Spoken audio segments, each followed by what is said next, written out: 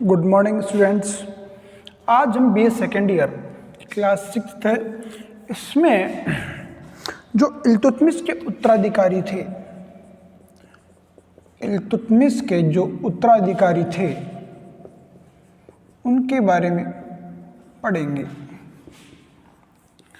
देखो क्या होता है, इल्तुतमिश अपनी मृत्यु से पहले किसे अपना उत्तराधिकारी नियुक्त करता है?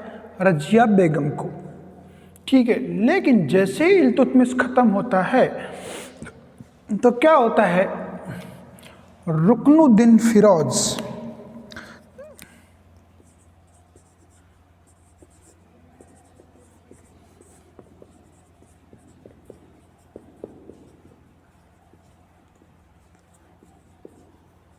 हाँ, अब देखो क्या होता है, जैसे इल्तुतमिश एक अच्छा सुल्तान था वह जैसे ही ख़त्म होता है तो दिल्ली सल्तनत के बीच में सुल्तानों व अमीरों के बीच, सुल्तानों व अमीरों के बीच सत्ता प्राप्ति के लिए संघर्ष प्रारंभ हो जाता है। और इस संघर्ष में अंतिम विजय किनकी होती है? अमीरों की। और जब अमीरों की विजय होती है तो सुल्तान केवल नाम मात्र का ही रह जाता है। और इन अमीरों की विजय का ही परिणाम था कि इल्तुतमिश की मृत्यु 1236 ईस्वी में हुई। उसके बाद 1266 ईस्वी के बीच इन 30 वर्षों में एक के बाद एक 5 सुल्तान आते हैं। 5 सुल्तान आते हैं, जिनमें पहला कौन था? रुकनुद्दीन फिरोज। अब देखो क्या था, ये भाई बिल्कुल लंपट मूर्ख, कुछ नहीं जानता, केवल बस खाओ पियो मौज करो। इल्तुतमिश का लड़का, ठीक है, लेकिन खाओ पियो और मौज करो, इसलिए सारी सत्ता किसके हाथ में है? इसकी माँ थी शाह तुर्कान, इसके मम्मी शाह तुर्कान के पास सारी सत्ता मौजूद थी। अब ये शाह तुर्कान अपनी सत्ता बचाए रखने के लिए बिल्कुल भ्रष्ट महिला थी, अत्याचारणी महिला थी, और इसने पता नहीं कितने लोगों को अपनी सत्ता बचाने के लिए मौत के घाट उतरवा दिया। अब दिल्ली की जनता दुखी हो गई। अब उन्हें याद आया इल्तुतमिश का वो पुराना जो घोषणा की थी कि मेरे बाद मैंने देख लिया है कि मेरे जो बेटे हैं उनमें तो किसी भी प्रकार के लक्षण है नहीं, इसलिए मेरे बाद अगला सुल्तान कौन बनेगी? मेरी बेटी रजिया। कौन बनेगी? मेरी बेटी रजिया बेगम। अब दिल्ली की जो जनता थी उनको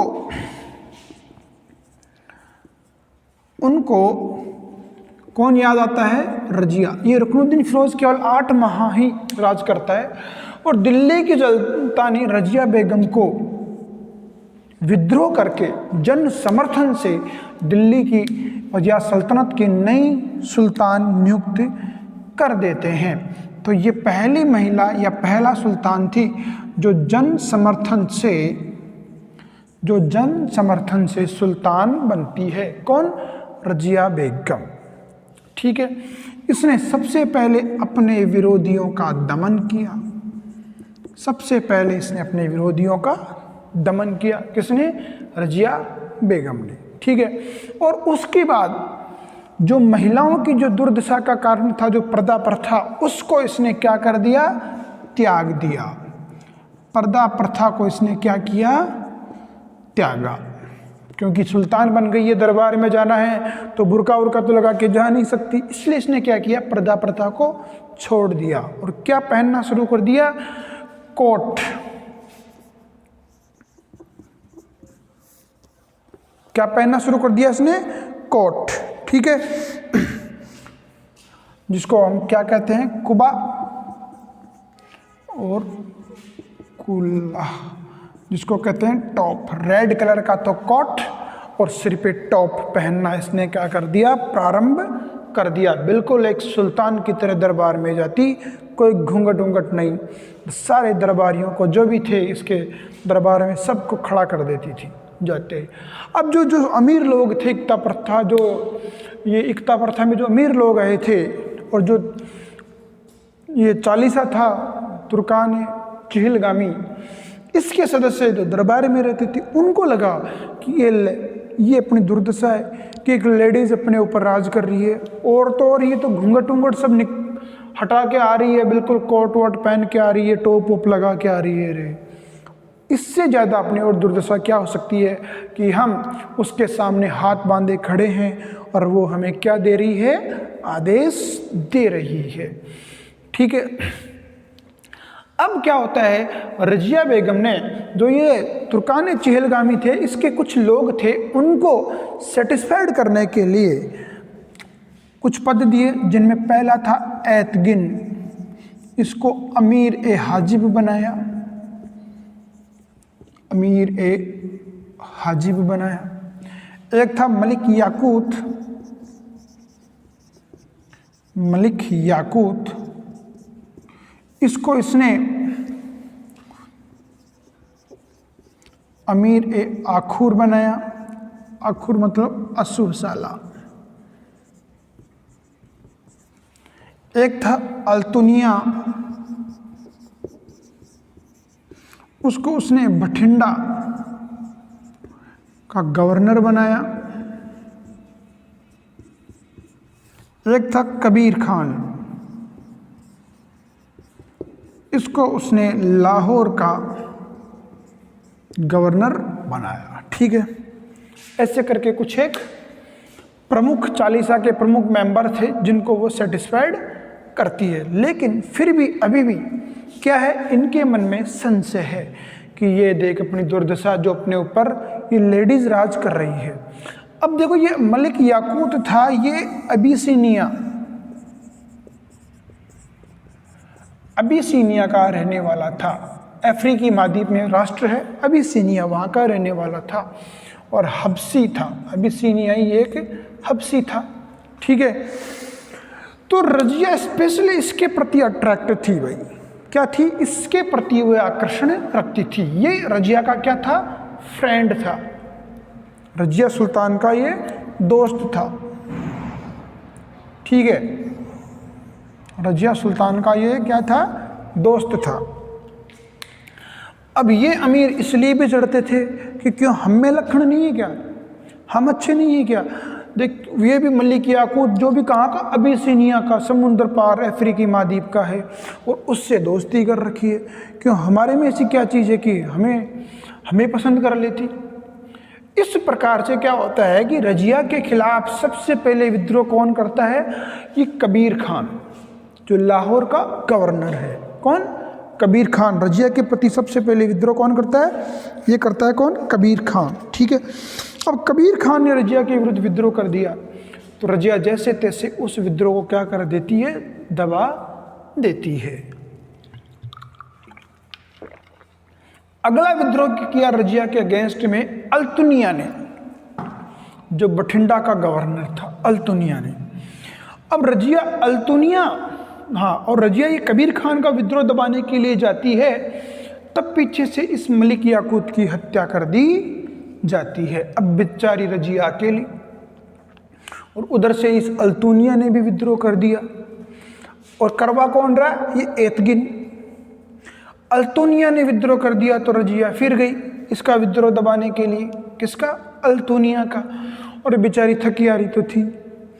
अल्तुनिया ने इस रजिया को क्या कर लिया, कैद कर लिया और जेल में डाल दिया। जब रजिया को उसने क्या किया, कैद कर लिया, जेल में डाल दिया, तो रजिया ने और दिल्ली में इस एतगिन ने बहराम शाह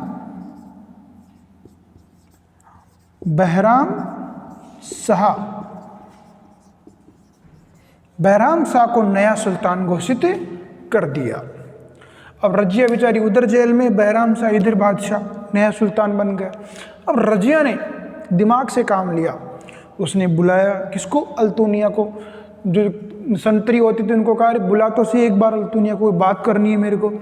अल्तुनिया को उसने कहा कि भाई देख अल्तुनिया, जो होना था हो गया, तूने विद्रोह किया, मैंने विद्रोह दबाने का प्रयास किया, मैं हारी तुम जीते, चलो ठीक है, लेकिन एक चीज़ और है, तुझे क्या मिला, सुल्तान तो बना बहराम शाह, मज़े ले रहा है एतगिन, तू यहाँ पड़ा पड़ा सड़ रहा है, मैं यहाँ पड़ी पड़ी सड़ रही हूँ, क्यों न चल इस सड़ांत को ही मेटते हैं और विल यू मैरी मी, मेरे से शादी कर लो।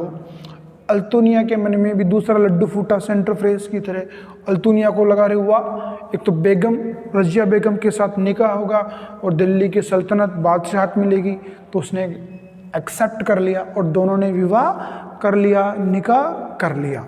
अब जैसे ही दोनों ने शादी की, जैसे तैसे रजिया ने मलिक याकूत को बुलाया और अल्तुनिया से शादी की। अब कहा भाई देख अब दिल्ली चलते हैं और बहराम शाह को सबक सिखाते हैं।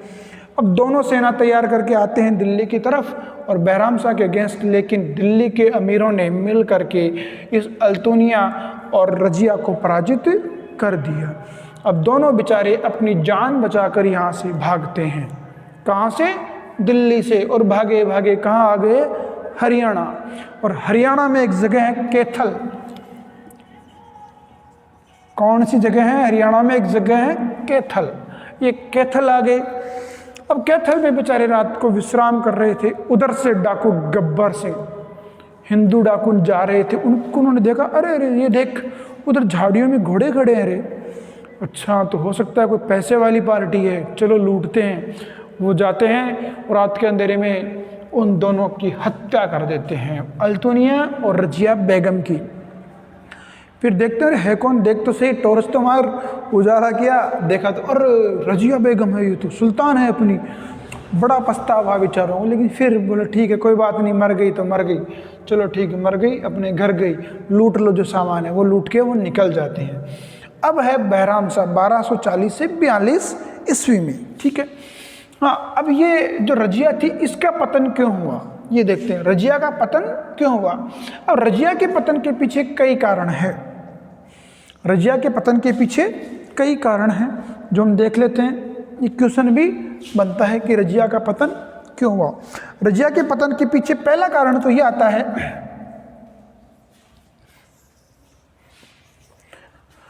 अल्तुनिया का विद्रोह। अल्तुनिया का विद्रोह जो बताया है। ये दूसरा कारण उसका औरत होना। देखो जो मिनहाज उस सिराज, कौन है? जो मिनहाज उस सिराज की किताब है तबकात ए नासिरी, उसमें वो लिखता है कि एक प्रशासक में क्या क्या गुण होने चाहिए थे, वो सभी गुण रजिया में विद्यमान थे। अर्थात एक सुल्तान बनने के लिए जो जो गुण होने चाहिए थे वो सारे गुण किसमें थे? रजिया में थे। लेकिन गलती से रजिया क्या थी? एक महिला थी।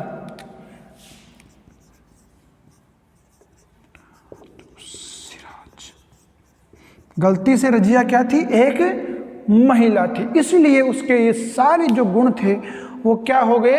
अवगुण हो गए। इसलिए रजिया का क्या हो गया? पतन हो गया। ठीक है। अगला कारण है इतिहासकार वुल्जले हेग है। वुल्जले हेग, उनकी किताब है केमिस्ट्री ऑफ इंडिया, उसमें वो लिखते हैं कि रजिया का जो चालीसा था उसमें जो मलिक याकूत था उसके प्रति स्पेशल अट्रैक्शन था। इसलिए चालीसा के अन्य सदस्य ये बर्दाश्त नहीं कर सके और उन्होंने क्या कर दिया? रजिया के अगेंस्ट में विद्रोह कर दिया। ठीक है। ये कुछ एक कारण है जिनके कारण रजिया का पतन हो जाता है। अब बारी आती है बहराम शाह की। किसकी बारी? 1240 से 42 बहराम शाह। ठीक है। नेक्स्ट नंबर 3,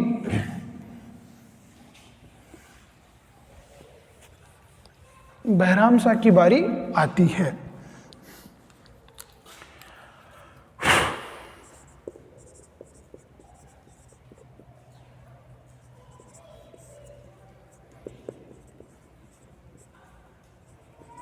तो इसके समय अब बहराम शाह जो चालीसा था और जो एतगिन था उसको सेटिस्फाइड करने के लिए क्या करेगा? एक नया पद बनाएगा, नायब ए मुमालिक। नायब ए मुमालिक। ठीक है।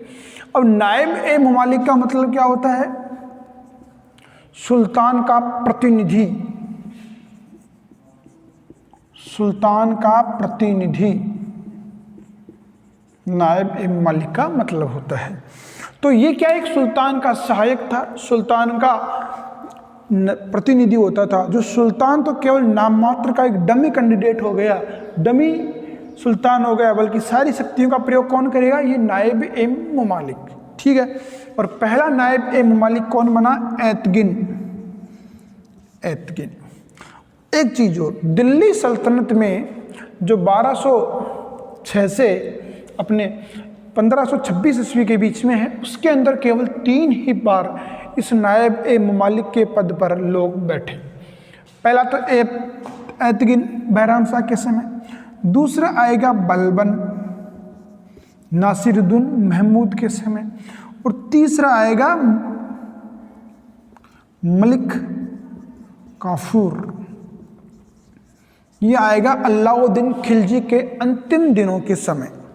अलाउद्दीन खिलजी के अंतिम दिनों के समय पूरी सल्तनत काल में केवल 3 ही लोग हैं जो नायब ए ममालिक के पद पर नियुक्त होते हैं।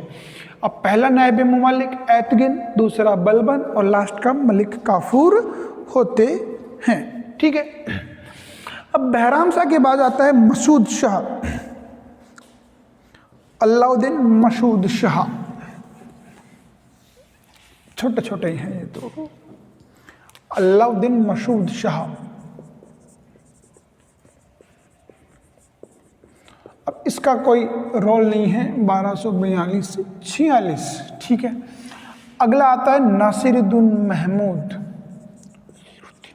नासिरुद्दीन महमूद 1246 से 66, ठीक है। अब देखो क्या होता है, ये बिल्कुल सरल प्रवृत्ति का आदमी नासिरुद्दीन महमूद क्या था? बिल्कुल सरल प्रवृत्ति का आदमी। ये बेचारा दिन भर क्या लिखता था? कुरान की आयतें लिखता था। पहले फोटोकॉपी की मशीन नहीं हुआ करती थी, तो क्या करता था? ये कुरान की प्रतिलिपियां तैयार करता था। इसकी हैंडराइटिंग अच्छी थी, ठीक है। और ये सुल्तान बन गया था, इसलिए बलबन ने इसके साथ अपनी लड़की का विवाह कर दिया था।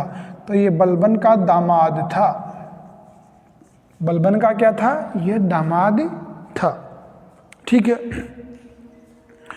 अब क्या होता है, ये मैंने भी बताया था कि दिल्ली सल्तनत में केवल 3 ही बार नायब ममालिक के पद पर लोग बैठे हैं। पहला तो था एतगिन, दूसरा बलबन। और नायब ममालिक का मतलब क्या होता है? ईश्वर का प्रतिनिधि, सॉरी वो सुल्तान का प्रतिनिधि। इसलिए ये बलबन जब नायब ममालिक बना तो मतलब नासिरुद्दीन महमूद का क्या हो गया? प्रतिनिधि। अब ये बिल्कुल भोला भाला आदमी, कुछ नहीं करना, बस दिन भर कुरान की आयतें लिखना, और पूरी सत्ता किसके हाथ में आ गई? बलबन के हाथ में आ गई। सारा काम कौन देख रहा है? बलबन। जब बलबन ही सब कुछ हो गया तो, और आपको पता है ये बलबन कौन था? ये बलबन था इल्तुतमिश ने 1231 ईस्वी में, इस बलबन को इल्तुतमिश ने 1231 ईस्वी के ग्वालियर अभियान के दौरान खरीदा था। कहाँ से? ग्वालियर से, ठीक है। और ये चालीसा का सदस्य था। जो चालीसा था तुर्कान चेहलगामी, उसका ये मेंबर था, ठीक है। अब क्या होता है इसके आगे, बलबन के विरुद्ध जो हिंदू मुसलमान थे वो संगठित होने लग जाते हैं, और उनका नेता था रेहान। रेहान उसने बलबन के विरुद्ध विद्रोह कर दिया और नासिरुद्दीन महमूद के कान भर दिए। नासिरुद्दीन ने भी सोचा कि जब इतने लोग कह रहे हैं तो सही होंगे, हो सकता है ससुर जी गलत हो, इसलिए उसने 1251 ईस्वी में बलबन को उसके पद से हटा दिया और उसे हांसी, हरियाणा में हांसी है, वहाँ का गवर्नर नियुक्त कर दिया। वह हांसी की सज़ा क्या होता है? फांसी।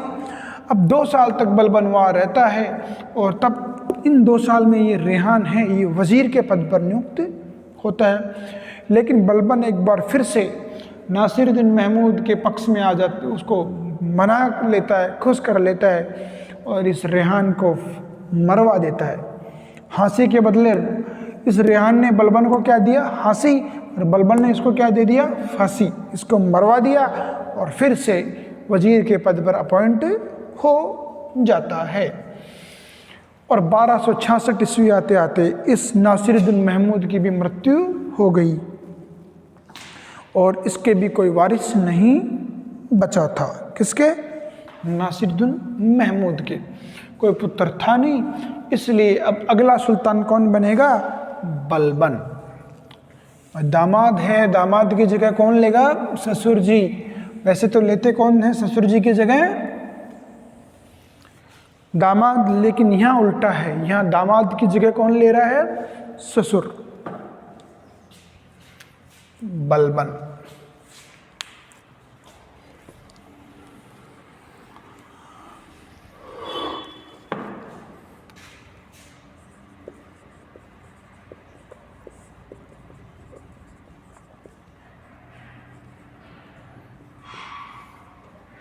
अब देखो क्या होता है,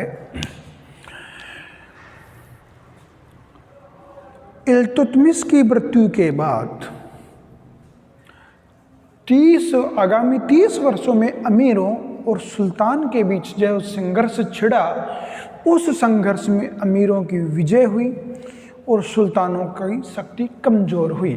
ठीक है, क्योंकि इल्तुतमिश एक सुदृढ़ शक्तिशाली शासक था, इसलिए उसके सामने तो ये 40 के सदस्य कुछ नहीं करते थे। लेकिन और जो पिछले जो ये 30 वर्ष बीते 1236 से 66 में, इस दौरान क्या होता है कि सुल्तान का जो भय होना चाहिए अमीरों के अंदर, पदाधिकारियों में, प्रशासन में, वो भय समाप्त हो गया था। इसलिए अमीर क्या करते थे? अपने मन की मर्जी करते थे। ठीक है, अपने मन की मर्जी ये लोग करने लग गए। कौन? अमीर लोग। अच्छा, अब बलबन चाहता था कि जैसा पहले पिछले 30 सालों में होता आया है वैसा भविष्य में नहीं हो, इसलिए मुझे कोई ऐसी पॉलिसी अपनानी पड़ेगी जिससे कि सुल्तान का पद की गरिमा बनी रहे और सुल्तान के पद का भय लोगों में बना रहे। ठीक है, बलबन के बचपन का नाम था बहाउद्दीन। क्या नाम था? बहाउद्दीन। ठीक है, अभी मैंने बताया था कि बलबन को कहाँ से खरीदा था? ग्वालियर से। और बलबन का व्यक्तित्व ऐसा कहते हैं कि बलबन का मोटा तो सिर था और सिर के मुकाबले जो शेष शरीर था वो बिल्कुल बेचारे का छोटा था। ठीक है, शेष शरीर बेचारे का छोटा था, इसलिए बलबन क्या था? हंसी का पात्र था। बलबन हंसी का पात्र था। डबल हेड, जैसे कोई किसी ने हेलमेट पहन लिया हो वैसा था, मुंह छोटा सा, नाटा सा और शरीर दुबला पतला, लेकिन जितना मोटा सिर था उतना ही इसमें दिमाग था। इसलिए क्या बन गया? मनोरंजन के पात्र से, हंसी के पात्र से क्या बन गया? भारत का सुल्तान। ठीक है, अब देखो क्या होता है, इसको नासिरुद्दीन महमूद ने उल्गू खान की उपाधि भी दी थी इसे। इसकी उपाधि थी उल्गू खान। और उस समय खान दिल्ली सल्तनत में सबसे बड़ी उपाधि हुआ करती थी। कौन सी? खान उस समय दिल्ली सल्तनत में सबसे बड़ी उपाधि हुआ करती थी। ठीक है, अब देखो क्या होता है, जब बलबन सुल्तान बनता है तो उसके सामने कई प्रकार की समस्याएं मौजूद थी। बलबन जब सुल्तान बनता है तो उसके सामने कई प्रकार की समस्याएं मौजूद थी। बर्नी, इतिहासकार जियाउद्दीन बर्नी कहता है कि तारीख़ फिरोज़शाही में कि जब सुल्तान बना तो एक तो क्या थी, सुल्तान की सत्ता स्थापित करने के लिए सुल्तान के पद की गरिमा और सुल्तान का भय अमीरों में वापस से पैदा करना, ये पहली समस्या थी।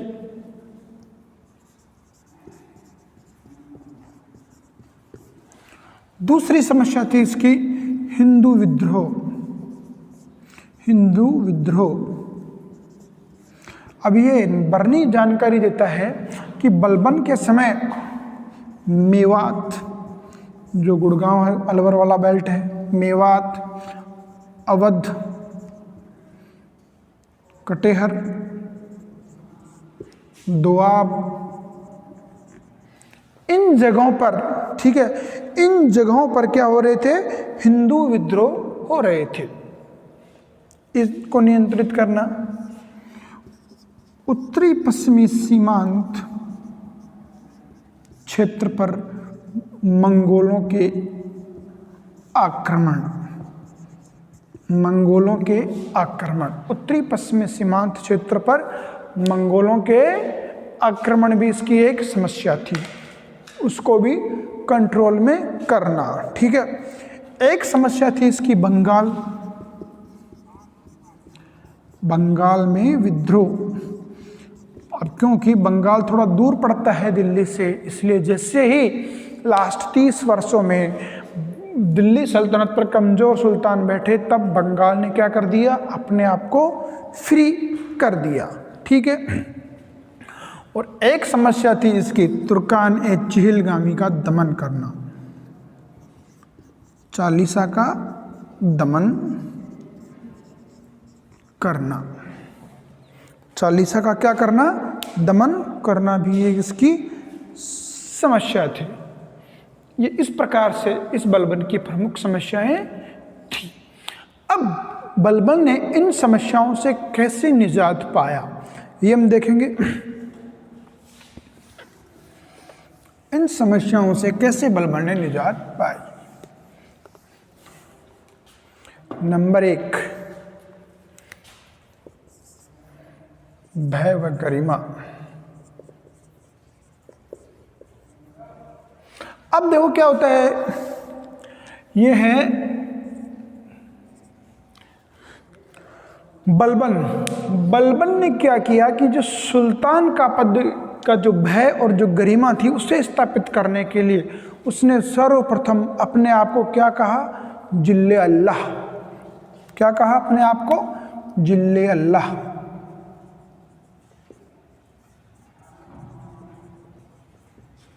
जिल्ले अल्लाह का अर्थात मैं क्या हूं?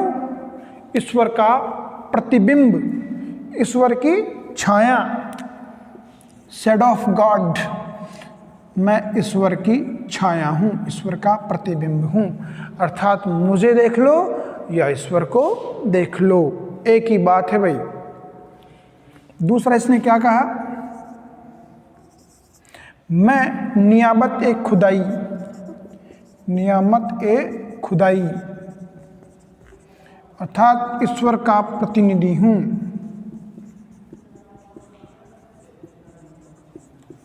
ईश्वर का क्या हूं मैं?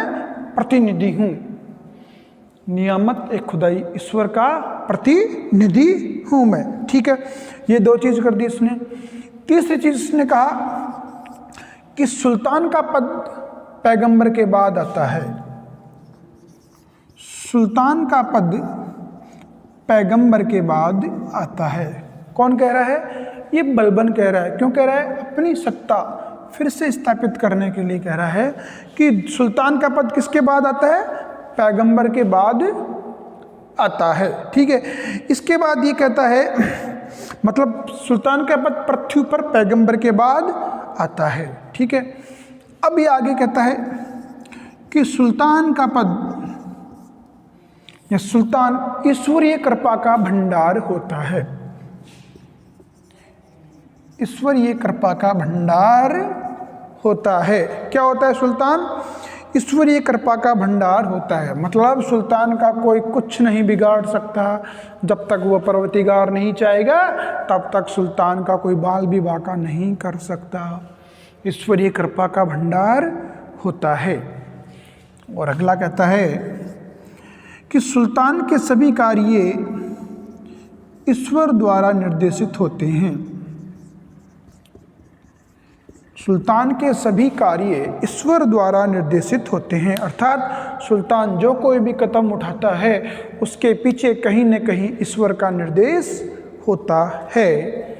बर्नी कहता है कि बलबन ने अपने सुल्तान के पद की प्रतिष्ठा के लिए जो कदम उठाए, हालांकि वो नाटकीय तो लगते हैं एक प्रकार से नाटकीय लगते हैं, लेकिन इनके कारण एक बार फिर से दिल्ली सल्तनत पर सुल्तान का पद मजबूत स्थिति में चला जाता है। और दिल्ली सल्तनत का पहला सुल्तान था बलबन, जिसने राजत्व के देवीय